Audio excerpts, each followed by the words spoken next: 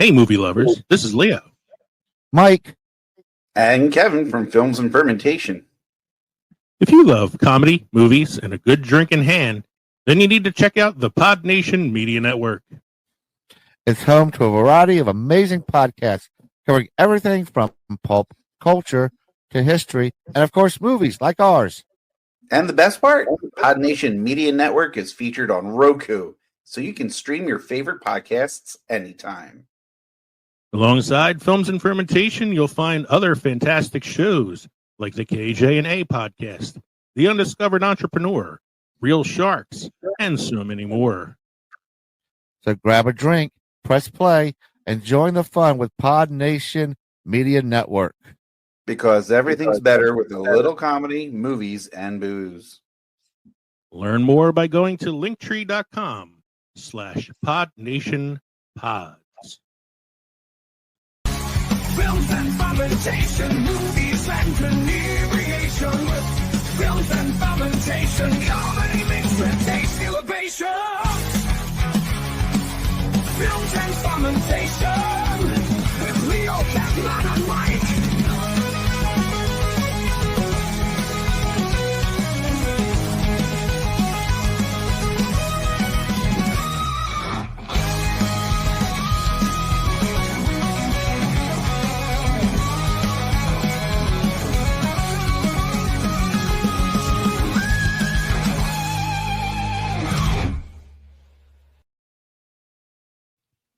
Hey, everybody. Welcome back to Films and Fermentation. This is episode 218. So we're doing this episode tonight, and we're going to take a little break for Thanksgiving because we were recording this the week before. Yeah, we got our little gobble turkey guy down on the bottom there.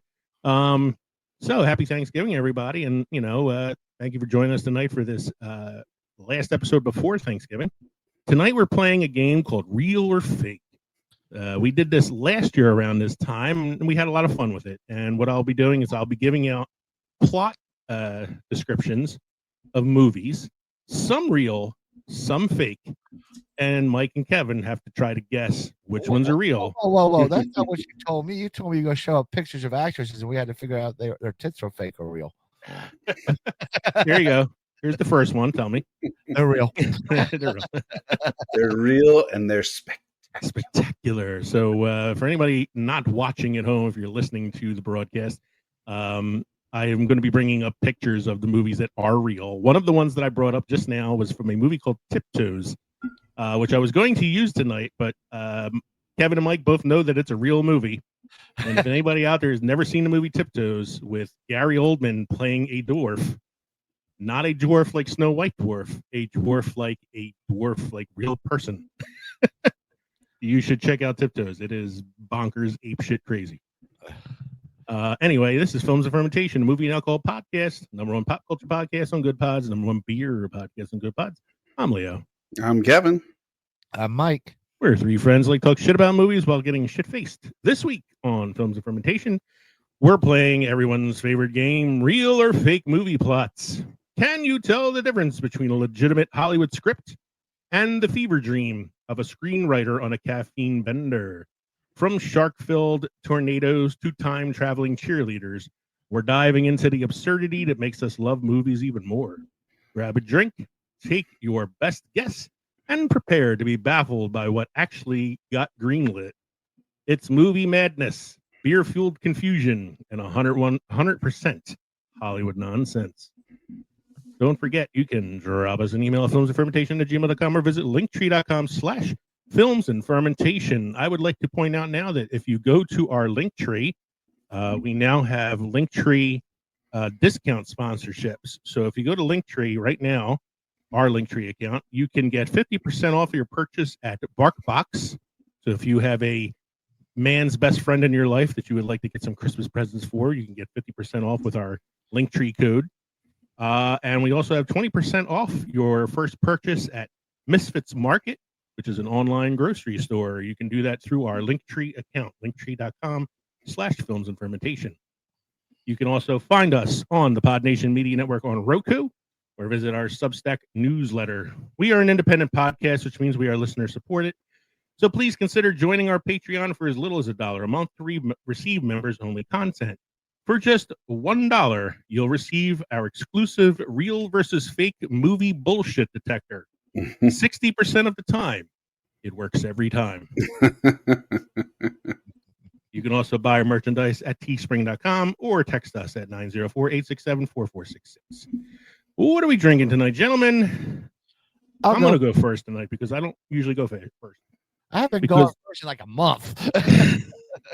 You go first a lot more often than I do. I only want to go first because I have a drink recommendation that's not what I'm drinking tonight. Last night I was out with some friends that I used to work with, and I was having some Sam Adams Winter White Ale, and it was magnificent. And I'm not drinking it tonight because I don't have any, but I will be going out and getting some soon. Tonight I decided to drink something a little more refreshing and less beer heavy. So I am just drinking some Pepsi with a couple shots of Jack Daniel's Tennessee Fire Cinnamon Spice Whiskey. And so it's a nice little spicy Pepsi tonight. Mike, why don't you go now? Well, I actually have a themed drink. Thanksgiving.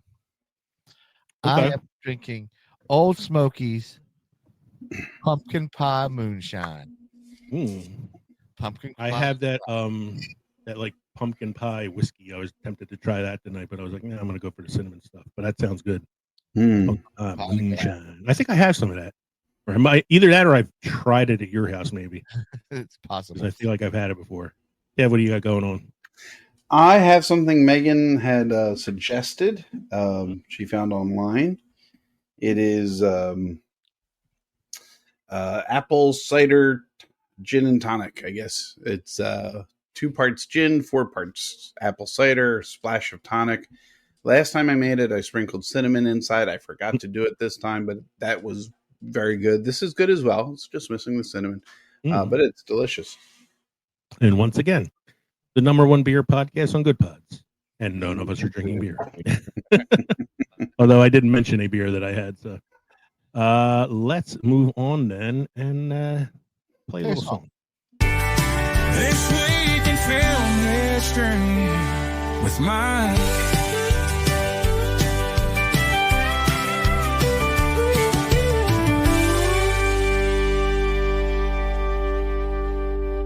This week in film history with Mike.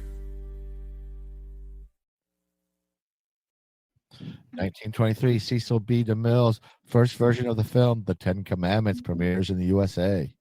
Never seen the silent film version. Silent one? Yeah, I would love to check it out and just see how it compares to the 4-hour one that we covered in our Easter special. Clips, and I've seen like the behind the scenes stuff. It was still monstrous. I'm sure the set and everything. Like DeMille did not go easy on his films. So yeah, I've seen Fire and I've seen Rain. What's the next one you got there, Mike? 1928, Walt Disney Steamboat Willie is released, the first Mickey Mouse sound cartoon. And we could be showing that right now because it's now public domain. It's now public domain. I believe there is one of those Twisted Universe horror films about Steamboat Willie coming out. Boy. Next one's there. 1931 horror film Frankenstein is released, starring Boris Karloff as the monster, directed by James Whale, and based on Mary Shelley's 1818 novel Frankenstein or the Modern Prometheus. And ironic. I started talking about this a little bit last week, but I didn't get into it too much. I just saw the Guillermo del Toro Frankenstein that's available on Netflix. And man, it was good. It was really good. I was like, do we need another Frankenstein film? And then I watched it and I was like, yeah, we needed one that Guillermo del Toro was making because it was really, really good. You can tell he loves the material and was very like caring about how he presented it on film. And the actor who plays the monster, I know the Academy doesn't usually go for things like this, but that guy should get a fucking Oscar nomination because he was magnificent. He wasn't a like scary monster. He was like, you felt bad for him and he really made you feel the emotional pain that this monster is going through, knowing that it's, basically immortal. It was really, really good. Should have been on big screen a little longer though, because it was beautiful to look at. They released it on Halloween? And then Yeah, Halloween week. they streamed it on the 7th, right? A week later. Yeah, it was like 1 week. I think it was in like limited run release, and it's whatever. It's such a beautiful film. It's a shame I had to watch it on TV for the first time. So, next one, Mike. 1932's 5th Academy Award, Frederick March, Dr. Jekyll and Mr. Hyde, and Wallace Beery, the champ, in the first ever tie for Best Actor. Grand Hotel and Helen Hayes also wins. Yeah, I threw those movies in there, and I read this earlier. I was like, I wonder what movies they tied for. And I've seen Dr. Jekyll and Mr. Hyde. I've never seen The Champ. I'm not sure what that is. Next one, sir. 1958, American puppeteer Jim Henson and his future wife, Jane Nabel, established Muppets, Inc., now known as the Jim Henson Company. The world is a much better place because of it.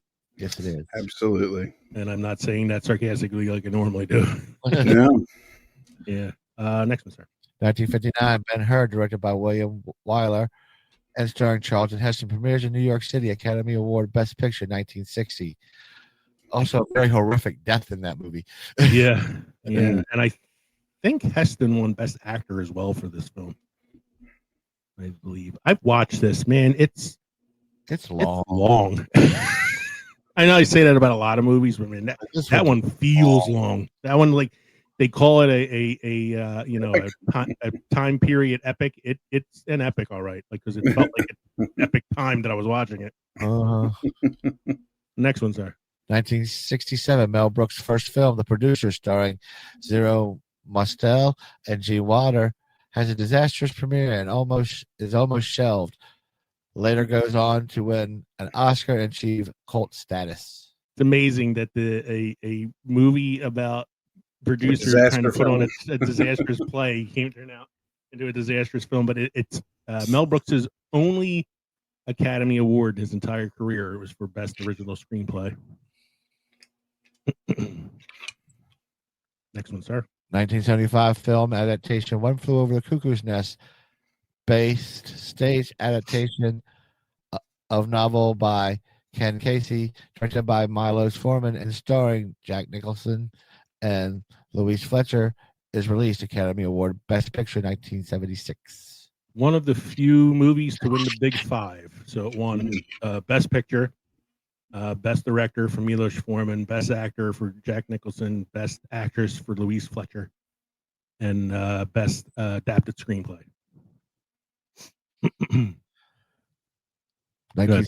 1976, Rocky, directed by John G. Avildsen, yeah.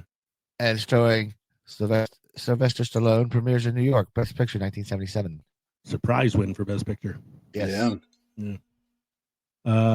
Next one. 1980s, Heaven's Gate, film directed by Michael Cimino. Mm-hmm. Starring Chris Christopherson and Christopher Walken, premieres. One of the biggest box office bombs ever. Yeah. But it did inspire a cult, so yeah, the Heaven's Gate cult. Yeah. I'd be like, I'd actually find it kind of amusing if that was one of the reasons that they call it the Heaven's Gate. I was a big fan of the bomb film from 1980.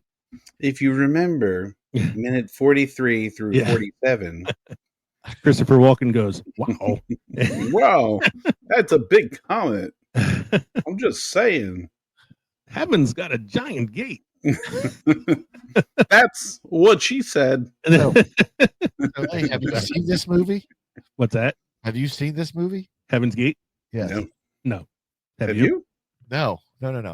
Leo, like, I've seen that movie, and I know. I'm usually like especially since it's Christopher Walken. Believe it or not, there are some films I haven't seen, and I don't often make like when I see that a movie is like a giant box office bomb. I'm usually not directed towards that one normally. He's not finding it at Redbox. Like, I do watch a lot of bad movies, but they're often like bad because they're supposed to be bad. You know, like, I think only a few like box office bombs I actually sat and watched was Ishtar, which actually is better than the box office made it out to be. I've never seen Heaven's Gate. I might have to check it out just because it is Christopher Walken. You know. Next one, sir. 1983, Terms of Endearment, from the book by Larry McMurtry, Yeah. directed by James L. Brooks and starring Shirley MacLaine and Deborah Winger, premieres in New York, Best Picture 1984. Best supporting actor, Jack Nicholson. He's all over the place. You know, one of the screenwriters was on this film? Carrie Fisher. Oh yeah. Yeah, she was one of like the you know, like they'll often like hire out to other screenwriters to do like workups on the script. She was one of the people who worked on it. Next one, sir. 1984, A Christmas Carol, directed by Clive Donner, starring George C. Scott, premieres in the UK. Yeah, I give the thumbs up too, sir. This is one of my favorite versions of Christmas Carol. I feel a little unsafe though. I got fireworks going off. I know. I'm like, you're doing it, but like the background thing is like muting your fireworks. Like they're just like popping out of your ears right now. My favorite, the best version. And I know It's there's a my lot of favorite discussion. one, It's my favorite, but yeah. I mean, I put it up there with like this and like the Muppets are probably my two Yeah. favorite versions. Next one, sir. 1985, Toy Story, the first feature-length film created completely using computer-generated imagery, directed by John Lasseter and starring Tom Hanks and Tim Allen, is released. You want something weird? Like, I know like there's the fifth one coming out soon. And like it's progressed so much with these computer animated films. And like I remember I was watching a little bit of the first Toy Story recently, and I'm like, man, it looks old now. Yeah. It doesn't look as like you know The, cool as it was back the in 95. humans look more less like stick figures, you know, they look like It's that uncanny valley thing, man. It's kind of like the kids in Polar Express. Like it's a little creepy. yeah. Next one, sir. 2002, Die Another Day, 20th James Bond film released, directed by Lee Tamahori, something like that. I think it's Tamahori. I think you were right there. Sorry. Yeah. Starring Pierce Brosnan and Halle Berry, Brosnan's last turn in the role. All I remember from this film is it's got the Halle Berry walking up on the beach in the bikini scene, playing off the old Ursula Andrews scene. Yes. Yeah. Wasn't her like character's name like Jinx or something like that? Something like that. I remember him saying like they were going to do like a spin-off movie with her as that character, and it never happened. Thank God. Halle Berry and spin-off movies don't usually end up going so well. Yeah. Next one, sir. 2005, 20th Century Fox releases Walk the Line, starring Joaquin Phoenix as Johnny Cash and Reese Witherspoon as June Carter, directed by James Mangold. Witherspoon wins an Academy Award. As far as biopics go, or like musician biopics go, I really like this one. Mm-hmm. I like this one a lot. I think Joaquin Phoenix is great in it. He doesn't really look like Johnny Cash or sound like him when he sings, but you kind of forgive it because it's a really good performance. And Witherspoon is so frigging charming in this movie. Like she's really like wins you over. And the last one, sir. Yeah, this is for you two. Yeah. 2018, Danny DeVito Day, observed in the state of New Jersey, championed by Ashbury Park Mayor John Moore. Danny DeVito Day. Did you get that out for school there? I was still living in Philly in 2018, so I didn't know anything about Danny DeVito Day. I know that there was a high school student who took a life-size cardboard cutout of him as Frank from It's Always Sunny to her prom, and he got wind of it, and he thought it was so funny. He got a life-size cardboard cutout of her in her prom dress and had pictures taken of him with her. He's from all accounts and from things I've seen and heard about him, like it just seems like he's such a nice guy. Mm-hmm. He's a funny guy. So Always Sunny. So the first season that they did Always Sunny, they had won like a contest on FX to like produce a show, and it became a big hit. And he contacted Charlie Day and the other guys that created the show after the first season and was like, I really like your show. I'd love to be a part of it. Wow. So the character Frank came along when he asked if he could be on the show, and he ended up becoming like one of the major characters in the show for the was it 12 seasons or something that they were on. Yeah. Have you seen the crossovers between It's Always Sunny and Abbott Elementary? No, because I haven't watched Abbott Elementary yet. Oh no. I get like I want to watch it, and then I start having like PTSD. Ah. Like I don't know if I want to watch this or not, but yeah, I think I will at some point. I'll get around to it. Yeah. All right, let's move on then to some beer news.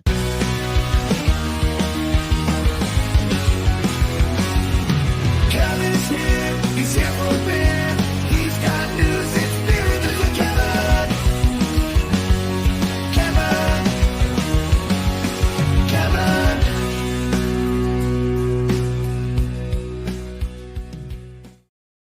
I'm already enjoying the story based on the headline. Are you guys familiar with the new Pope at the Vatican? The one from the United States of America, more specifically from Chicago. Chicago. The Pope. The Pope. Pope Leo the He's the whole reason that the Chicago Bears are in first place right now. I have no doubt. Pope Leo the 14th received Chicago-made The Pope beer from Governor Pritzker. If you're going to meet the Pope, you have to bring him something from Chicago. And that's exactly what Governor J.B. Pritzker and First Lady Mary Catherine Munster did. When Brent Raska, owner of Chicago's Burning Bush Brewery, created a beer called The Pope, he never thought it would land in the hands of the pontiff himself. We opened March 6th of 2020, a week before COVID hit, and we made it through, and now our beer is at the Vatican, so it's full circle, Raska said. Very blessed, very thankful, and just grateful for the opportunity. Thankful for Governor Pritzker and reaching out and having the idea. During a meeting at the Vatican, Pritzker gifted Pope Leo XIV a 4-pack of The Pope, an American mild ale from Burning Bush Brewery. It was one of several gifts the governor gave the Pope to honor his Chicago roots. Raska used to be a pastor and names his beers after biblical themes and religious figures. According to Raska, Pritzker first came across The Pope earlier this year after seeing reports about the American mild ale. Somebody in the governor's office said, "Hey, Governor Pritzker wants to come here and try the beer." So he did come here early June. I don't like the way that was phrased, and was able to try the beer and was super generous with his time and photo ops with my family and with the staff. And it was really down to earth, Raska said.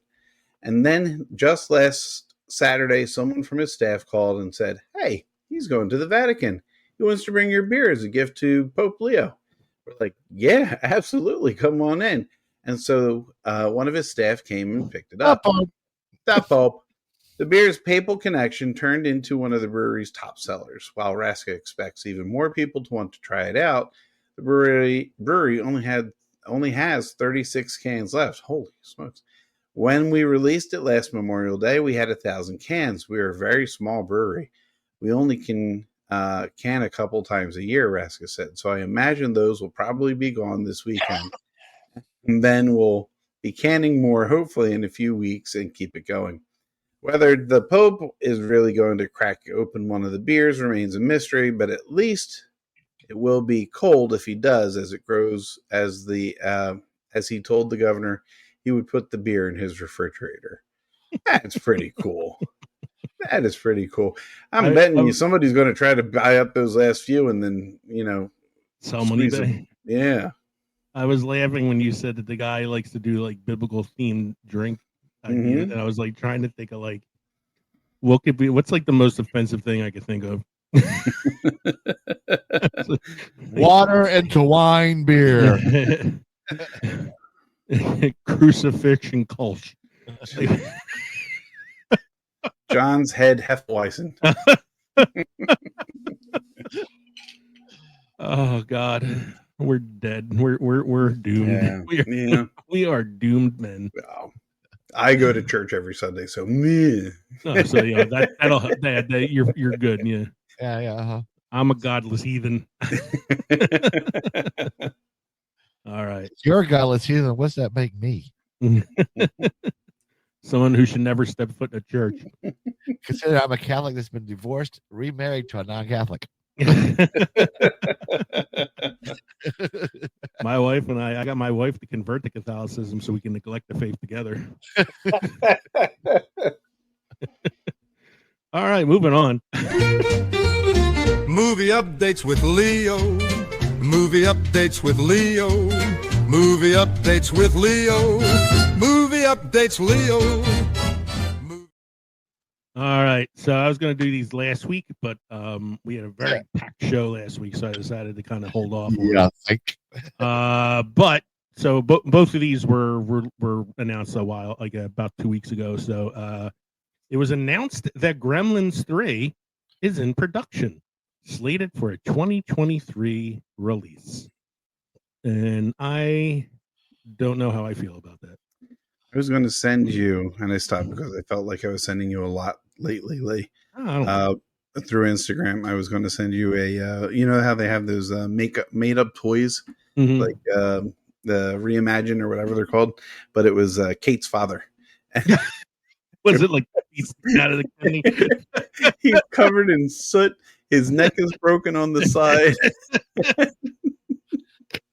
I would buy that if I could find it. I would put that out every year at Christmas I time. was definitely doomed.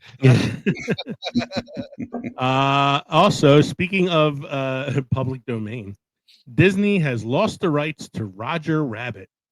No. The original author, of the original novel, Gary K. Wolfe, has now retained the rights to his own property. He is actually planning on putting together some new Roger Rabbit material that's closer to his original book idea, and less like the Disney-fied version of Roger Rabbit. His novel's weird. I'd never heard of it until Disney-fied as Roger Rabbit. So yeah, so like they called it Who Framed Roger Rabbit. The original book was called it wasn't Who Framed, it was something else Roger Rabbit. Alibi? No. Yeah, something along those lines, but it was like a lot darker. Yeah. Roger Rabbit was a little bit more of like a horny character.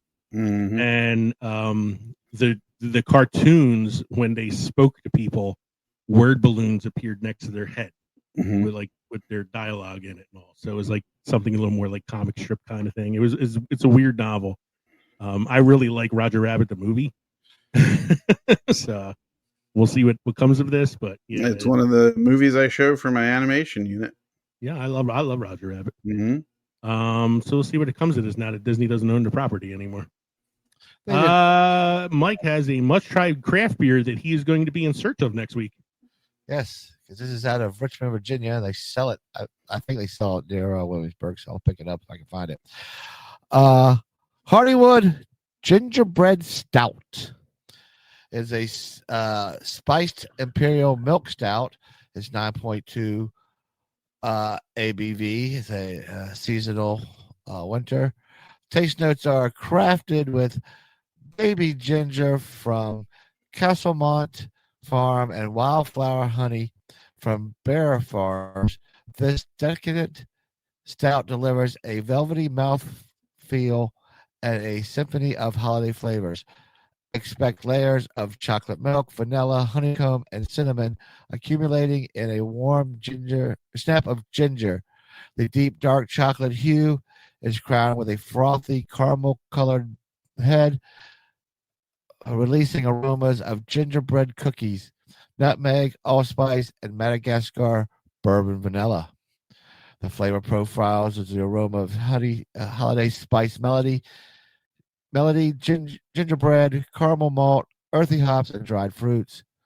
Taste is dark roasted malts, chocolate, prunes, dates, spicy alcohol warmth, and a sweet, lingering finish. Mouth feels a full body of silky oats, medium carbonation, and a gentle lactose sweetness. The brewer's notes is brewed as an imperial milk stout. Hardywood Gingerbread Stout is lovingly referred to as Christmas in a bottle. The addition of lactose and oats create a smooth, luxurious texture that balances the bold roast and spice character, perfect for fireside sipping and holiday gatherings. You had me at 9.2 alcohol by volume. Yeah, they have a Chock full of flavor. they have a holiday pack. So if I can find it, we will be drinking that at my holiday party, boys. That sounds good, man. That sounds really good, that beer. So, all right, we're going to take a quick break and we'll be back with our main segment. All right, everybody, thank you for sticking with us. That quick little break. So tonight we're playing a game called Real or Fake, and despite Mike's misgivings, it's not about boobies. It's about movies. Movies, not boobies. So I have a bunch of plots that I put together that I'm going to show the guys, and they're going to try to guess which one's real and which one's fake. I set it up so that I could put it on the screen so you guys can see it. So here's the first one. We already know that this one is real. This is the synopsis for Tiptoes, a romantic drama where a woman discovers her boyfriend's entire family consists of little people, and he's the only average height one. And that was the movie Tiptoes. So that's kind of how we're going to do this. I'll put the words up on the screen. If you're watching us on YouTube or on Roku, you can see this for yourself. Play along. What's that? And play along. Play along. If you're listening to us on Spotify or iTunes, play along as well. Just be careful while you're driving. All right, here we go. Let's see. I think I'll start from the top and work my way down. All right, so some of these are real, some of these are fake. It's uneven balance, so I didn't do like 5 real, 5 fake. I made them, they're kind of like mixed up a little bit here, so I'm not going to tell you how many are real and how many are fake. Let's see what you guys can figure out. So here's the first one. 2 older men in an assisted living facility take on a soul-sucking Egyptian mummy. The twist? One of the men believes he's Elvis Presley, while the other, a black man, thinks he's JFK. I know this one. You know this one? That's a real movie. It's a real movie. Mm-hmm. Yeah. Do you know what it's called? It's something Elvis Imhotep. You're pretty close. This one is called, it stars Bruce Campbell as the Elvis guy, and Ossie Davis, legendary African-American actor, as the man who thinks he's JFK. And the movie is called Bubba Hotep. Bubba Hotep. That's it. Yeah, this is a bizarre one. I think I saw the trailer for this somewhere once upon a time. Mm-hmm. Like, he thinks he's JFK, but he's black. Yeah, that's a weird one. I mean, I don't think they're not all curveballs, so I think some of these you'll probably get right away, but we'll see. Okay, we'll move on to the next one then. A burned out paramedic joins a rec league hockey team to cope with PTSD and accidentally becomes their star goalie. As the season progresses, he must choose between his job and his passion. It sounds too real to be real. I'm going to go with It sounds too real to be real. If it was real, Mm-hmm. would it be Bring Out Your Dead starring Nicolas Cage? No, it's not Bring Out Your Dead. That's actually called I thought it was called Waking the Dead. Right? That's a Scorsese film. What do you think? Mike says it's too real to be real, so I'm guessing he means fake. I'm guessing it's fake. You're guessing it's fake? This movie is called Second Shift. Oh, it's real. And it's fake. And it's Fake title is Second Shift. All right. Let's just keep going in order here, I think. A Japanese horror comedy where a schoolgirl and her friends visit her aunt's country house only to be attacked by a demonic cat, carnivorous piano that eats a girl, and disembodied limbs. Oh, this is real. That is definitely real. How do you think it's definitely real? It's Japanese. This is right in Japanese, yeah. Because to me, it sounds a lot like the plot of like Evil Dead. This movie is real. It is called Hausu. Bless you. Hausu. That's a still from the film. Hausu is Japanese for house. So the movie is called House. Hey, we're batting 1,000 there, Kev. Yeah, you guys are doing good with this one tonight. Let's see. Let me get back to my banners here. After their tech startup announces permanent remote work, a group of co-workers who've never met in person are forced to share a single rented cabin for a mandatory culture reboot retreat. That's real. Mm-hmm. Yeah, I agree. That sounds like the stupid shit that Hollywood would come up with today. So here's the full description. I can't fit everything on the screen. It was like a limited word count. So Wi-Fi failures, petty Slack feuds, and a bear that keeps stealing the charcuterie board push the team to the edge just as investors arrive for a surprise visit. The movie is called Out of Office, and it is fake. Oh. We got us. I got you. Finally got you with one. Gonna say it's a Yogi Bear. I'm gonna steal the picnic biscuit. I'm feeling the charcuterie board. Let's go to. I'm debating if I want to go out of order with some of the ones that I have here, but I might confuse myself if I do that. Let's go with. I'm gonna go with this one here. So I'm gonna go a little out of order. A shot on video Canadian horror movie where two dudes in a rundown house drink beer, watch TV, and read a cursed book that causes mutant insect creatures to crawl out of a woman's body. Fake. Real. So we got one fake, one real. The movie is called Things. Yes. It is a very, very low budget shot on camcorder.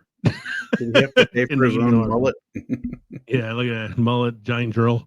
That's the insect creature coming out of the lady's body. It looks like a pile of shit. I used my drill to go lake fishing.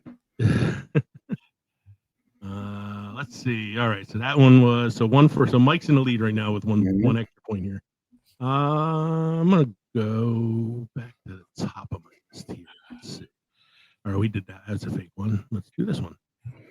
This one.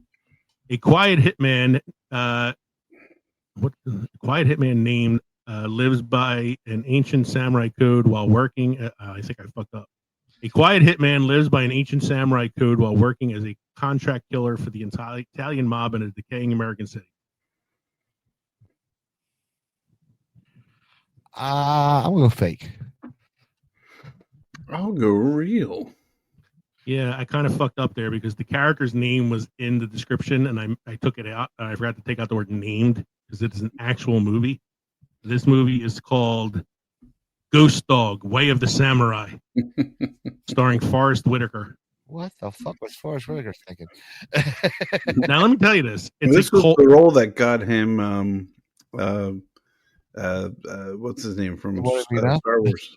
Star Wars. Oh, Saul Guerrero. Yeah, he's to his credit, like it sounds like a weird premise, and you're like, how is Forrest Whitaker a samurai? It's definitely a cult movie. You know, it's not well known, but I've seen it, and it's actually pretty good. Like, he's really, really good in it.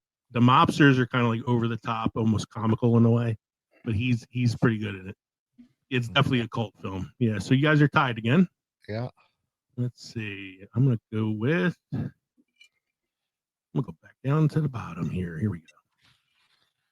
Amy, an 11-year-old Senegalese girl in Paris, becomes fascinated with a group of rebellious classmates who form a twerking dance crew, pushing the boundaries between adulthood and innocence. Say fake. I'm gonna go fake too. So this movie caused a lot of controversy when it came out. It was released on Netflix. Christ. The movie is called Cuties. Oh my god. That's the actual film poster. These girls are all like 11 and 12 years old. No shit. Yeah. So the movie is called Cuties. Where's my description of it here? And this is the full description. As she joins them and pushes further into social media fueled grown-up behavior, she clashes with her family's traditional values and her own sense of identity. The film walks an uncomfortable line on purpose, using the girls' increasingly sexualized performances to criticize the way modern culture exploits young girls for attention and validation. So the movie was meant to be like a Yeah, like a satire, like a You're watching it, so you're horrible. You made it. You're horrible. It's supposed to be like a scathing commentary on the way the media sexualizes young girls, but it sexualizes the young girls in order to do it. And it's like I didn't watch it. I have my limits. Somebody who is like, as a teacher who works with kids around that age, I will not watch a movie like that. It also it comes out of Paris, so figure French. that makes sense. Let's see here. I'm gonna go to this one here. This one's a pretty good one. Brilliant but haunted astrophysicist Dr. Anya Kessler joins the starship Chimera to investigate a mysterious signal coming from a rogue planet orbiting a black hole and an alien species made of echoes. Fake. I want to say real. I'm going to say real. Okay. You are both right in a way. It is not a real movie, but it is the plot of the book I just finished writing. This is my second novel that I just finished. That I am not publishing. Cheap plug. It is a cheap. Well, it's not a cheap plug till it gets published. I actually submitted it for actual publication. So if I get a book contract, then we'll start plugging it. And if I don't, then I might be self-publishing it like I did the first book. Let's see. I'm going to go back to the top of my list here. So we did Ghost Dog. What's this one? A late-night radio DJ in 1984 starts receiving calls from listeners who insist they're living in the year 1994. When their stories begin predicting real tragedy, he must decide if it's real or not. Wow. I know. That sounds interesting. Yeah. It reminds me a little of the movie Frequency. Yeah, I was going to say that's exactly what it reminds me of. It reminds me of Frequency, which I really liked. I thought that was a good movie. That's the one with is that Kurt Russell or not Kurt Russell? No, Dennis Quaid. Music by Garth Brooks.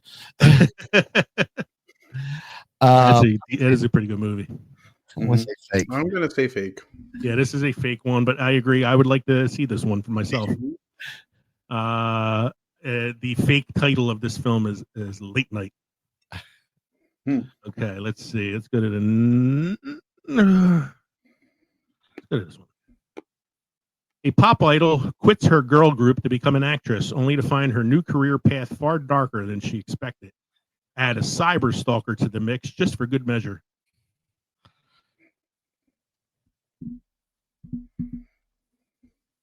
I'm going to say real. Yeah, I'll go real. Okay. This is a Japanese film, an animated film, actually. It's called Perfect Blue. It's not typical Japanese animation. It's like a like very dramatic film. Just put the animation. It's a really good movie. It's a very, very good movie. It's very like it could have been acted by real people kind of movie because it's a dramatic, like very tense thriller. Okay. And a very good movie if you can get through Japanese subtitles. Let's see. Cynical grad student in Celtic studies discovers that a medieval manuscript in her university library is actually a portal to the last fragments of the mythical realm Avalon.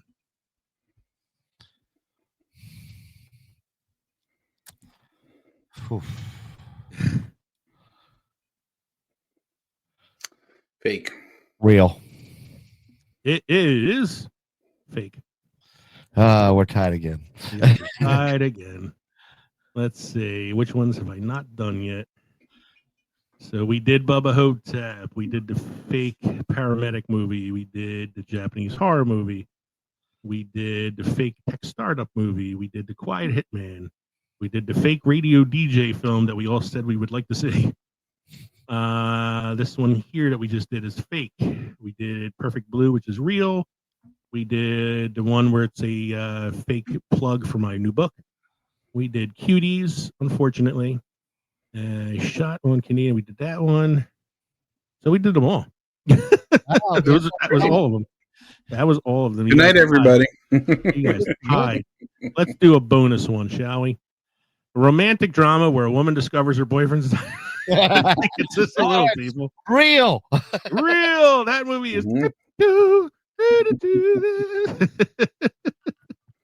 Oh, Kate Gary Beckinsale. Oldman. She did The so. life- She all did of a so much lifetime. better for herself when she decided to do the Under- what do you call movies? The Underworld. Underworld movies. Oh, I thought you said she did much better when she did Click. Harbor. Pearl Harbor. Click. Oh my god. She did better for herself when she decided to stop acting against grown men playing midgets and wearing leather. Let's see. So that was all of them. Yeah, I didn't do a lot of them tonight. So we are going to move on then to Mike. Do you have any beer history for us tonight? That's a beer history, yes. All right. Beer and the public houses that serve it have long played a meaningful role in political life. In times and places where formal communications was limited, pubs became essential gathering spots for sharing news, debating ideas, and organizing collective action. From the 18th century England, where discussions about monarchy, taxation, and individual rights brewed over pints, to American colonies where groups like the Sons of Liberty met in taverns to plan protests, beer often served as both social glue and catalyst for revolutionary thinking. Across history, public houses have also acted as venues for political campaigning and expression of dissents, including during the French Revolution, where taverns became center of mobilization. At the same time, beer importance in daily life made it frequent target for government taxation, sparking public unrest. Together, these examples reveal how beer and the spaces built around it have functioned as tools of unity, resistance, and political engagement, shaping moments and influencing political change.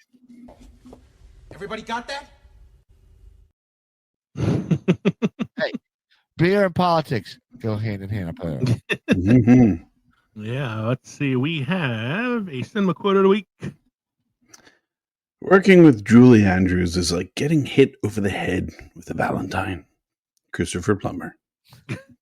I'm going to assume that means she's pleasant. Yes. Yes. Let's see here. How She's were a our walking drinks? Care Bear. A walking Care Bear. What's your drinks like tonight, gentlemen? Glass is empty. It's good. Like I said, it was liquid pumpkin pie. Yeah, Yeah, that sounds good. man. my second is done as well. The cinnamon did add a little bit more, which made me happy. Yeah. And I, again, recommend the Winter White Ale from Sam Adams, which I'll be trying to find this weekend. And then tonight I had some Pepsi with a couple shots of Jack Daniel's Tennessee Fire Cinnamon Whiskey. I had 2 glasses of that tonight, so I feel pretty good. So again, everybody, this was a quick episode tonight. Much quicker than last week. It's actually half the time of last week's episode. It's going to be an easy edit for me tonight. So thank you for joining us tonight for 218 Real or Fake Part 2. We hope you enjoyed listening to this episode as much as we enjoyed recording it for you. Remember, you can email us at filmsandfermentation@gmail.com or visit linktree.com/filmsandfermentation. Find all of our social media and podcast links. Remember that we have some discount codes on Linktree now that you can use, so please visit it. You can watch us on the Podnation Media Network on Roku, on YouTube, and on Rumble, or listen to us on all the podcast platforms. You also find our stuff at teespring.com or text us at 904-867-4466. We are going to be taking a little bit of time off to celebrate Thanksgiving with our families. We will be recording again in the first week of December. I will be releasing a mini pod episode in the meantime, and we're going to be reviewing a few movies on that mini episode, so please check that out. And then join us for our next episode, episode 219, which is going to be a special episode because it will be our 5-year anniversary of doing this podcast. Subject TBD. But don't forget to stop by the Crossroads or Pickle to Ferment It next time around for that episode. In the meantime, I'm Leo. I'm Kevin. I'm Mike. This has been the Films and Fermentation Podcast. Happy Thanksgiving, everybody. Cheers. Cheers. Cheers. Cheers.